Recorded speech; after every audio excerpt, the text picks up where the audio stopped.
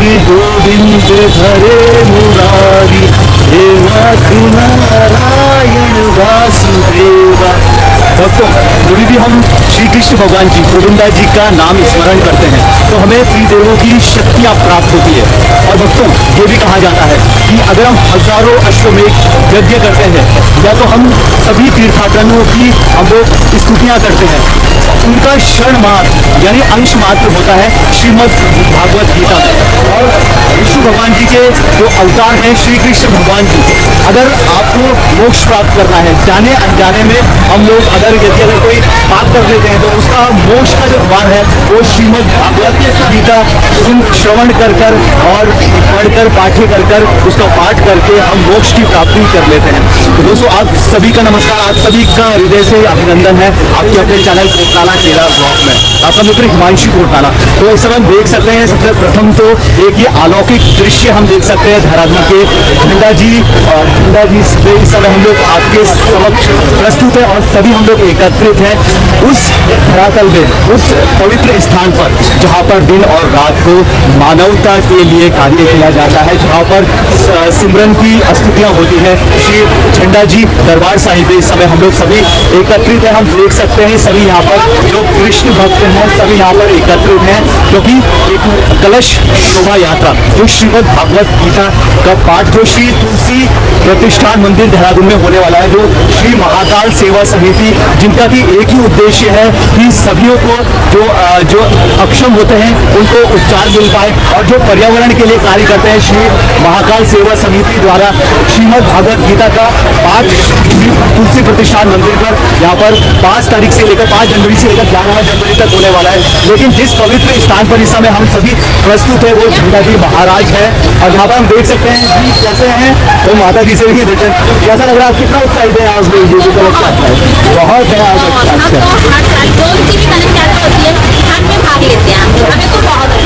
बहुत अच्छा लगता है, कहीं से भी खबर आ जाए सबसे पहले हम आगे जाएंगे। सबसे बड़ा आप आ जाएंगे। हमारी मंदिर हमारे काली माता मंदिर से है, भंडारी बाग से हम सारे बड़े इकट्ठे होकर हर जगह जाते हैं महिला ऐसी कोई कलश यात्रा नहीं है कि जो बहुत अच्छा लग रहा है। बहुत अच्छा लग रहा है। अच्छा, आप ये बताएं कि आप जो महिलाएं हैं जो किसी प्रकार से शोभा यात्राओं में अपनी उपस्थितियाँ दर्ज नहीं करवा पाती है, आप क्या कहना चाहेंगे, कितना संतुष्टि मिलती है, कितनी सुख समृद्धि मिलती है?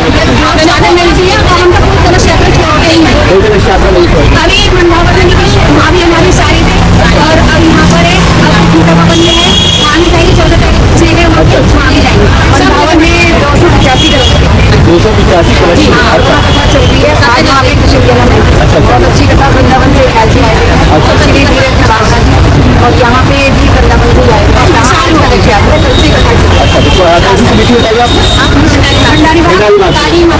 यहाँ श्रद्धालु हैं, सभी ने अपना अपना कलश धारण किया है। तो कैसे हैं आप? राधे राधे। क्या कहना चाहेंगे आप इतने जो पवित्र शोभा यात्रा का अवसर है? बहुत खुश हूँ और हम हर कलश यात्रा में जाते हैं, बहुत अच्छा लगता है। बहुत अच्छा लगता है, सीखने को भी मिलता है और उत्साह भी रहता है ना, उत्साह भी रहता है। चलिए, बहुत बहुत धन्यवाद आपका। तो आप थोड़ा बताएं कितना उत्साहित हैं आप जो पवित्र शोभा यात्रा श्री महाकाल सेवा समिति द्वारा होने वाली है? श्री महाकाल सेवा समिति द्वारा पावन कार्य इसमें आज जो है 7 दिन की भागवत कथा रखी और 1 दिन की कलश यात्रा, जिसमें महिलाओं को आप उत्साह देख सकते हैं। सबने सहभाग किया है इस कलश यात्रा में, मैं सभी का हार्दिक स्वागत करता हूँ। और जो ये वीडियो मेरे देखेंगे आपका भी 5 दिन की कथा में वेलकम है, आप आइए कथा में महाराज जी का आशीर्वाद प्राप्त करें। जय श्री जी। थोड़ा समय भी हमारे श्रोताओं को 2 बजे से लेके 5 बजे तक की कथा है, 6 बजे तक श्रवण कर सकते हैं। तुलसी प्रतिष्ठान मंदिर, श्री तुलसी प्रतिष्ठान मंदिर, तिलक रोड। बहुत बहुत धन्यवाद। तो हमारे साथ इस समय श्री महाकाल सेवा समिति के पदाधिकारी गण हैं। सबसे पहले आपका बहुत बहुत स्वागत है कोटला केदार परिवार में। आप अपना शुभ परिचय, आपका क्या पद है श्री महाकाल सेवा समिति में, और आज आप कितने उत्साहित हैं? बिल्कुल, ये आज हमारा चौथी बार हो रहा है और हम बहुत ज़्यादा उत्साहित हैं। और नए साल में भगवान के नाम से शुरू हो रहा है, इस अच्छी बात को मुझे। और मेरा नाम आयु जैन है, मैं संगठन मंत्री हूँ। तो मैं यही चाहता हूँ कि इसे हमारे महाकाल सेवा समिति से ज़्यादा से ज़्यादा लोग जुड़े और आगे बढ़े, इस तरह से आगे कार्य करते हैं।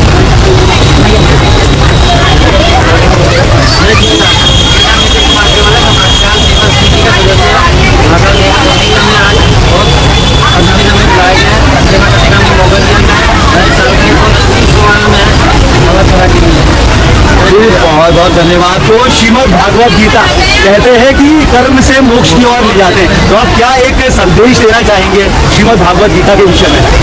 भागवत गीता में ये है कि सब लोग को मानना चाहिए, जो हमारी जो नई पीढ़ी है सब छोड़ती जा रही है, संस्कार सब छोड़ती जा रही है, उनको वापस संस्कार में वापस जाना चाहिए। बिल्कुल जी, हमारी जो आगे की पीढ़ी है वो वापस आती नहीं है। बिल्कुल चलिए, आप भी कुछ कहना चाहेंगे? अच्छा तो कीजिए। तो देखिए इस प्रकार से हम देख सकते हैं यहाँ पर उत्साहित है सभी। बच्चे आगे नहीं बढ़ रहे हैं ना, आजकल के बच्चे आगे नहीं बढ़ रहे हैं, तो कहीं ना कहीं उन्हें भागवत गीता का पाठ उन्हें आगे का मार्गदर्शन देगा। बिल्कुल बिल्कुल जी हाँ आगे बढ़ा जी हाँ। तो हम देख सकते हैं किस प्रकार से अभी सभी यहाँ पर हमारे साथ अनुष्का जी भी हैं। अनुष्का जी, आपका स्वागत है कोटाला केदार परिवार में। आप पवित्र शोभा यात्रा में आप क्या कहना चाहेंगी? अभी मैं कलश रखकर कर रही हूँ, सभी के नाम लिख के। बाकी आप सबको ही जैसे पता है हमारे साथ यहाँ पे स्वागत करवाते हैं, क्योंकि हम शादी अपने घर से उसकी बात छोड़ जाएगी, तो प्लीज हमारे साथ में अभी आपसे केवल एक प्रश्न पूछना चाहेंगे, क्योंकि आप युवा भी हैं। कहीं ना कहीं देखिए युवा पीढ़ी बहुत गलत लग रहा है बोलने में, लेकिन थोड़ा भटक रही है अपनी संस्कृति से। उनके लिए आप क्या संदेश देना चाहेंगे? जी, मैं बिल्कुल ये कहना चाहूँगी कि मतलब अपनी संस्कृति को कभी नहीं भूलना चाहिए। जितने भी आजकल की अपने टाइम में अपने रास्ते पे आना चाहिए, तो जरूर आ सकते हैं। बहुत बहुत धन्यवाद। तो हमारे साथ अनुष्का राणा जी। मेरा नाम श्रेया अग्रवाल। राधे राधे। राधे राधे। कैसा लग रहा है? उत्साहित तो है आप कलश यात्रा में? सेवा करके अच्छा, सेवा करके अच्छा लगा। बहुत बहुत धन्यवाद जी।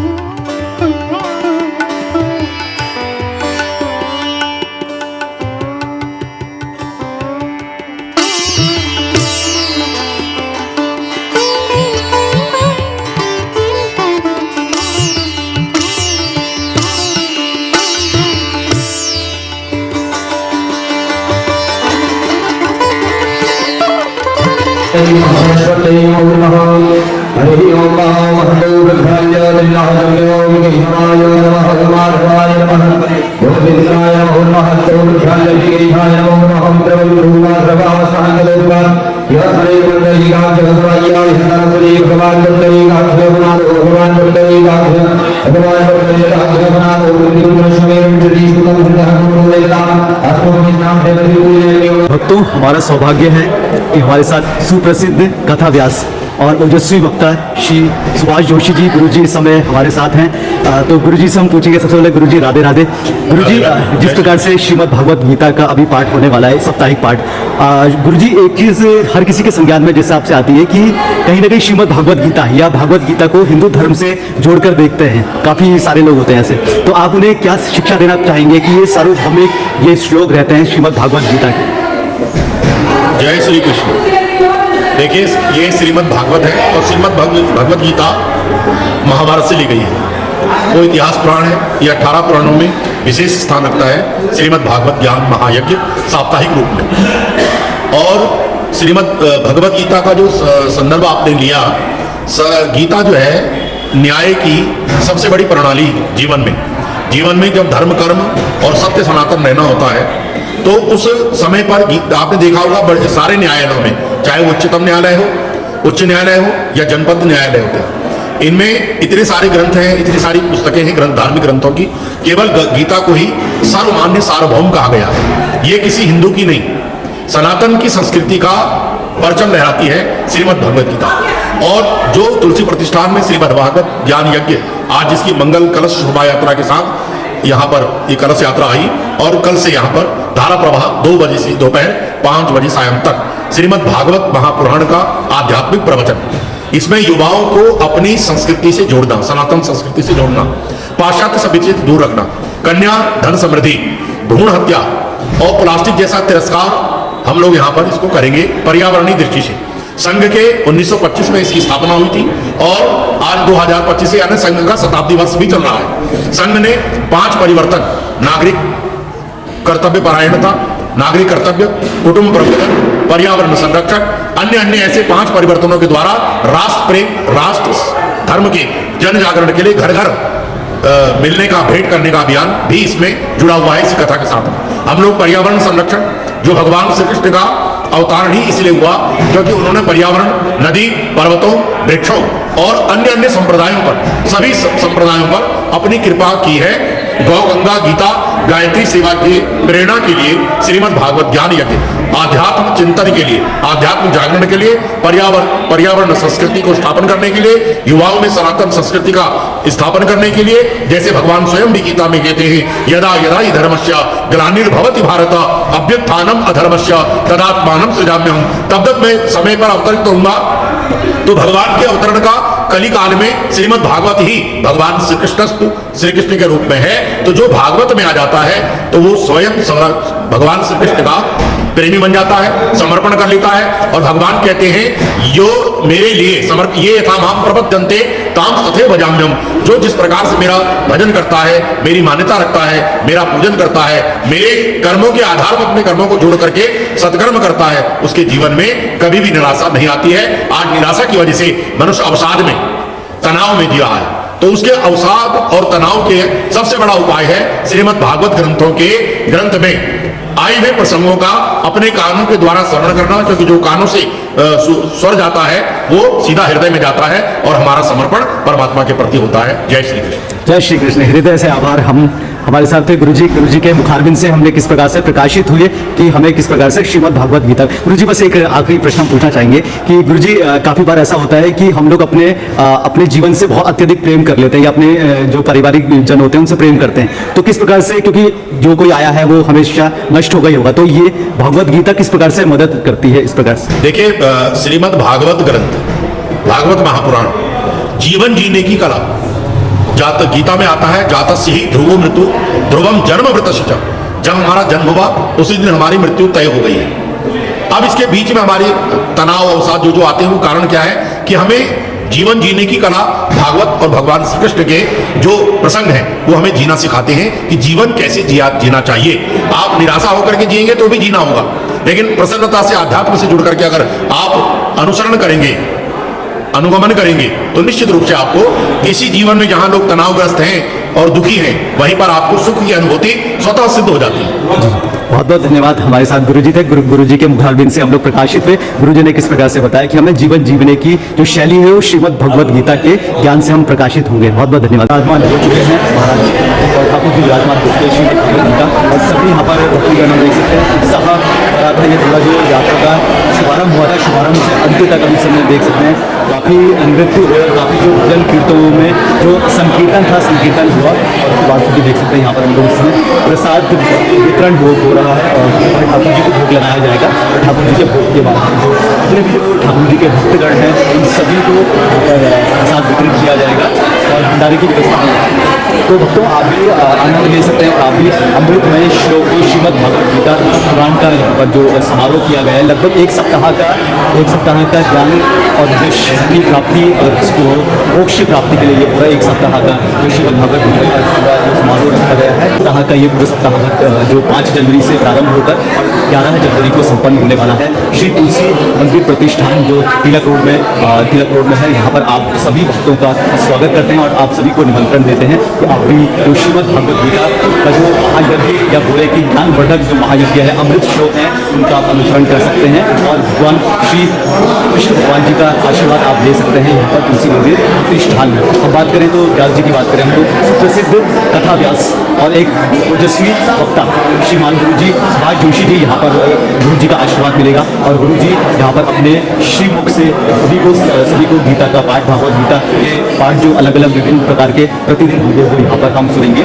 गुरु जी सुभाष जोशी जी के मुख से। तो इसके लिए सबसे पहले तो हमारी कोटाला केदार संपूर्ण परिवार की ओर से सर्वप्रथम श्री महाकाल सेवा समिति का हम हृदय से अभिनंदन करते हैं, आभार व्यक्त करते हैं। इतनी अच्छी जो इतनी सुंदर और बात करें तो मंत्र मुक्त कर देने वाली जो कलश शोभा यात्रा में हमें यहाँ पर अपनी प्रस्तुति दर्ज करवाने का और आशीर्वाद देने का यहाँ पर हमें इतना अच्छा अवसर प्राप्त हुआ तो उसके लिए हम श्री महाकाल सेवा समिति का आभार व्यक्त करते हैं, हृदय से आभार और अभिनंदन व्यक्त करते हैं। तो आप जरूर आएँ और यहाँ पर भगवान श्री कृष्ण जी का श्रीमद् भगवद गीता जी का आप आशीर्वाद जरूर। Thank you for watching Kotala Kedar. जय श्री राम, हर हर महादेव, जय श्री कृष्ण।